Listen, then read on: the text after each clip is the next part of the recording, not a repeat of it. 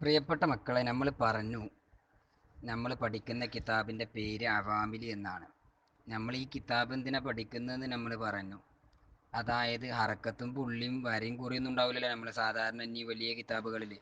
ഇപ്പോൾ നിങ്ങൾ ഖുറാനിലൊക്കെ കുറേ ഹറക്കത്തുള്ളത് കൊണ്ടല്ലേ ഇങ്ങനെ നോക്കി വായിക്കുന്നത്. ഇനി നിങ്ങൾ വലിയ ക്ലാസ്സിലെത്തുമ്പോൾ അത് ഹറക്കത്തൊന്നും ഉണ്ടാവില്ല. അപ്പോൾ എങ്ങനെ വായിക്കുക? എന്തും വായിച്ചൂടെ?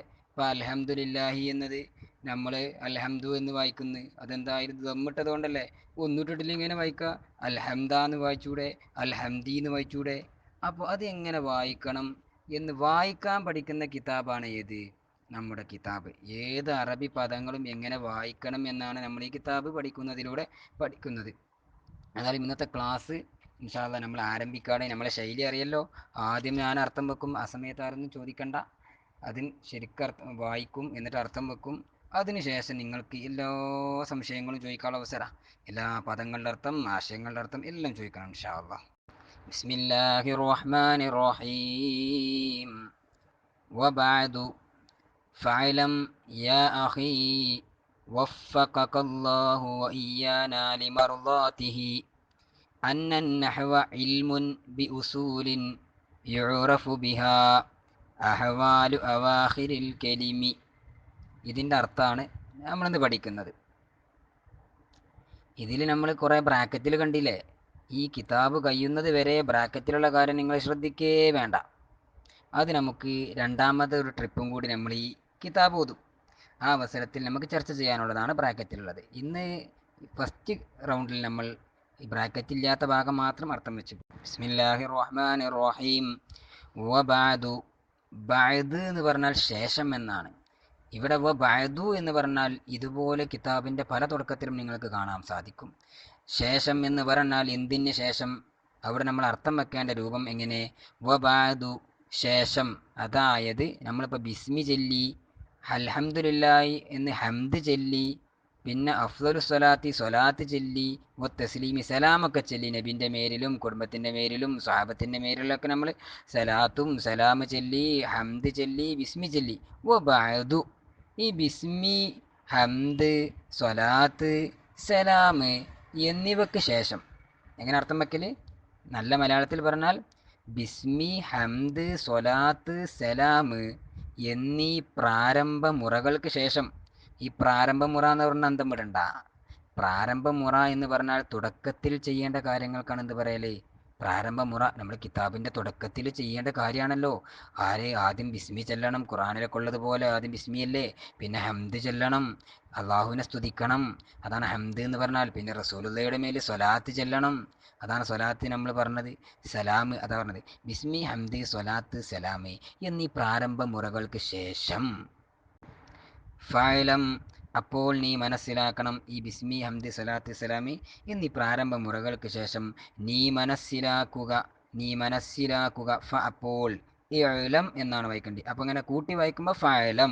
നമ്മൾ ഖുറാനിലില്ലേ ഫഅലം അന്നഹു ലാ ഇലാഹ ഇല്ലല്ലാഹ്, അതുപോലെ ഫഅലം അപ്പോൾ നീ മനസ്സിലാക്കുക. യാ യാ എന്ന് പറഞ്ഞാൽ ഓ എന്ന് നമ്മൾ വിളിക്കൂലേ, ഓ എന്ന് വിളിക്കൂലേ, അങ്ങനെ. യാ ഓ അഹി എൻ്റെ സഹോദര. അഹ് എന്ന് പറഞ്ഞാൽ അഹുൻ സഹോദരൻ, അഹി എൻ്റെ സഹോദരൻ. മനസ്സിലായ? കലമുൻ പേന, കലമീ എൻ്റെ പേന. അങ്ങനെ യാ ഓ അഹി എൻ്റെ സഹോദര, എൻ്റെ സഹോദര നീ മനസ്സിലാക്കണം. ഓക്കെ. എന്നിട്ട് മനസ്സിലാക്കേണ്ട കാര്യം പറഞ്ഞിട്ടില്ല കേട്ടോ. നമ്മളെ മുസന്നിഫ് ആരെയെന്ന്? മുസന്നിഫ് എന്ന് പറഞ്ഞാൽ ഇത് രചിച്ച ആൾ, കിതാബ് രചിച്ച ആളാണ് മുസന്നിഫ് എന്ന് പറയുന്നത്. അദ്ദേഹം പറയാ എൻ്റെ സഹോദര നീ മനസ്സിലാക്കണം എന്ന് പറഞ്ഞിട്ട് അദ്ദേഹം ഒന്ന് ദ്വാരിക്കുകയാണ്. ആ ദ്വാ നമ്മളൊന്ന് പറയാം. എന്താ അദ്ദേഹം ദ്വാരിക്കുന്നത്? വഫഖകല്ലാഹു വഇയ്യാനാ ലിമർളാതിഹി എന്നുള്ള ദ്വാ അദ്ദേഹം ദ്വാരിക്കാം. എന്താ അതിൻ്റെ അർത്ഥം എന്നറിയോ? വഫഖ തൗഫീക്ക് ചെയ്യട്ടെ. നമ്മൾ പറയാറ് തൗഫീക്ക് ചെയ്യട്ടെ എന്ന് പറഞ്ഞാൽ എന്താ? സൗഭാഗ്യം നൽകട്ടെ, അള്ളാഹു ഭാഗ്യം നൽകട്ടെ എന്ന്. ആർക്ക്? നിനക്ക്. അപ്പം അർത്ഥം എങ്ങനെ? വഫക സൗഭാഗ്യം നൽകട്ടെ, നിനക്ക്. ആരെ നൽകേണ്ടി? അള്ളാഹു നിനക്ക് സൗഭാഗ്യം നൽകട്ടെ. പിന്നെ ആർക്കും? ഇയ്യാന നമുക്കും. വാവുള്ളതുകൊണ്ട് എന്നർത്ഥം വെച്ചത്. ഇയ്യാന നമ്മൾ എന്നാണ്. ഇയ്യാന നമുക്കും. നിനക്കും നമുക്കും അള്ളാഹു തൗഫീക്ക് നൽകട്ടെ. എന്തിലേക്ക് അള്ളാഹു സൗഭാഗ്യം നൽകട്ടെ? ലിമർളാത്തിഹി, അള്ളാഹുവിൻ്റെ തൃപ്തിയിലേക്ക്.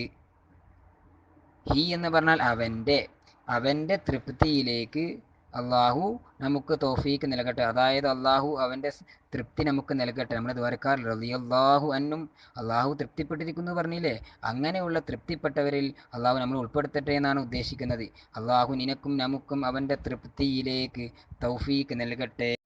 എന്നിട്ട് ദുആ ചെയ്തിട്ട് പറയാം. നമ്മൾ നേരത്തെ പറഞ്ഞു, നീ മനസ്സിലാക്കുക. എന്താണ് മനസ്സിലാക്കേണ്ടതെന്നറിയോ? അന്നന്നഹ്വ, അന്ന തീർച്ചയായും, തീർച്ചയായും അന്നഹ്വ, നെഹ്വ് എന്ന് പറയുന്നത്, നെഹ്വാകുന്നത്. നെഹ്വ് എന്ന് പറഞ്ഞാൽ വ്യാകരണം എന്ന് മലയാളത്തിൽ പറയും, ഗ്രാമർ എന്ന് ഇംഗ്ലീഷിൽ പറയും അല്ലേ? അപ്പം നെഹ്വാകുന്നത്, ഗ്രാമറാകുന്നത്, നെഹ്വ് എന്ന് പറയുന്നത് ഇൽമുൻ, ഒരു അറിവാണ്. അതൊരു അറിവാണ്. എന്തുകൊണ്ടുള്ള അറിവാണെന്നറിയോ? ബി ഉസൂലിൻ, ചില അടിസ്ഥാന നിയമങ്ങൾ കൊണ്ടുള്ള അറിവാണ്. ചില അടിസ്ഥാന നിയമങ്ങൾ കൊണ്ടുള്ള അറിവിനാണ് നെഹ്വ് എന്ന് പറയുന്നത്. ബി കൊണ്ട് ഉസൂലിൻ, ചില അടിസ്ഥാന നിയമങ്ങൾ. എങ്ങനെയുള്ള അടിസ്ഥാന നിയമങ്ങളാണ്? യുറഫു, അറിയപ്പെടും, ബിഹാ, ആ അടിസ്ഥാന നിയമങ്ങൾ കൊണ്ട്, ബി കൊണ്ട്, അവകൾ കൊണ്ട് പറഞ്ഞാൽ എവകൾ കൊണ്ട്? ആ അടിസ്ഥാന നിയമങ്ങളില്ലേ, ആ അടിസ്ഥാന നിയമങ്ങൾ കൊണ്ട് അറിയപ്പെടും. എന്തറിയപ്പെടുന്നത്? അത് അതാ പറയുന്നത്, അറിയപ്പെടും അഹ്വാലു അവാഹിരിൽ കെലിമി, അഹ്വാലു, അവസ്ഥകൾ അറിയപ്പെടും. അവസ്ഥകൾ അറിയപ്പെടും. എന്തിൻ്റെ അവസ്ഥകൾ? അവാഹിരിൽ കെലിമി, കെലിമത്തുകളുടെ അവസാനങ്ങളിലുള്ള അവസ്ഥകൾ അറിയപ്പെടും. കെലിമത്തുകളുടെ അവസാനങ്ങളുടെ അവസ്ഥകൾ അറിയപ്പെടും. അതായത് ഒരു കെലിമത്ത് എന്ന് പറഞ്ഞാൽ എന്താണെന്നറിയാം? കെലിമത്ത് എന്ന് പറഞ്ഞാൽ എന്താ? അതാ നമ്മൾ പഠിക്കുന്നത്. കെലിമത്ത് എന്ന് പറഞ്ഞാൽ പദം എന്നാണ്. അതായത് നമ്മൾ ഇന്നലെ ബിസ്മി പഠിച്ചില്ലേ, അതിൽ എത്ര കെലിമത്തുണ്ട് എന്നറിയാം? ബിസ്മില്ലാഹിർ റഹ്മാനിർ റഹീം എന്നുള്ള ബി എന്ന് പറഞ്ഞ ഒരു അക്ഷരല്ലേ, ബാ, അതൊരു കെലിമത്താണ്. ഇസ്മി എന്ന് പറഞ്ഞാലോ മറ്റൊരു കെലിമത്ത്, അള്ളാഹി മറ്റൊരു കെലിമത്ത്, റഹ്മാനി മറ്റൊരു കെലിമത്ത്, അൽഹംദു മറ്റൊരു കെലിമത്ത്, ലില്ലാഹി എന്ന് പറഞ്ഞത് ലാം ഒരു കെലിമത്താണ്, അള്ളാഹി എന്നത് മറ്റൊരു കെലിമത്താണ്. ഇന്ന് നമ്മൾ പറഞ്ഞു ബാദു, വാവ് ഒരു കെലിമത്ത്, ബാദു മറ്റൊരു കെലിമത്ത്, ഫഅലം എന്ന് പറയുന്നത്. അങ്ങനെ അറബിയിലുള്ള എല്ലാ പദങ്ങൾ എടുത്തു നോക്കിയാലും ഒക്കെ എന്തായിരിക്കും? ഒരു കെലിമത്തുകളായിരിക്കും. അങ്ങനെയുള്ള കെലിമത്തുകളുടെ അവസാനങ്ങളുടെ അവസ്ഥകൾ, അതിൻ്റെ അവസാനത്തെ അവസ്ഥ എന്താ? നമ്മൾ നേരത്തെ പറഞ്ഞ് ഹംദ് എന്ന് പറഞ്ഞപ്പോൾ ഒരു കെലിമത്താണത് അല്ലേ? ആ ഹംദിൻ്റെ അവസാനത്തിലുള്ള അവസ്ഥ എത്താ? ഹംദ എന്നാണോ അവസ്ഥ? ഹംദി എന്നാണോ അവസ്ഥ? ഹംദു എന്നാണോ അവസ്ഥ എന്ന് അറിയപ്പെടാൻ പറ്റുന്ന ചില നിയമങ്ങൾ. അപ്പോൾ ഈ നിയമം നമ്മൾ പഠിച്ചാൽ ഉപകാരം എന്താണെന്നറിയാം? നമ്മൾ ഈ കിതാബിൽ കുറച്ച് നിയമങ്ങൾ അങ്ങ് പഠിക്കും.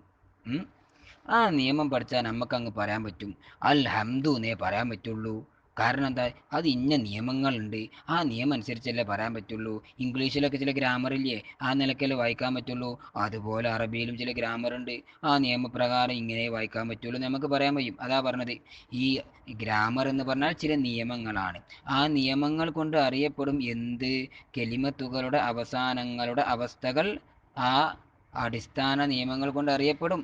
അങ്ങനെയുള്ള അടിസ്ഥാന നിയമങ്ങൾ കൊണ്ടുള്ള അറിവിനാണ് നെഹ്വ് എന്ന് പറയുന്നത്. അപ്പോൾ ഇന്ന് നമ്മൾ എന്ത് പഠിച്ചു? നെഹ്വ് എന്ന് പറഞ്ഞാൽ എന്താണെന്ന് പഠിച്ചു. എന്താണ്? കെലിമത്തുകളുടെ അവസാനങ്ങളുടെ അവസ്ഥകൾ അറിയപ്പെടുന്ന ചില അടിസ്ഥാന നിയമങ്ങൾ കൊണ്ടുള്ള അറിവാണ് നെഹ്വ് എന്ന് പറയുന്നത്. എങ്ങനെ? കെലിമത്തുകളുടെ അവസാനങ്ങളുടെ അവസ്ഥകൾ അറിയപ്പെടുന്ന ചില അടിസ്ഥാന നിയമങ്ങൾ കൊണ്ടുള്ള അറിവാണ് നെഹ്വ് എന്ന് പറയുന്നത്. മനസ്സിലായോ?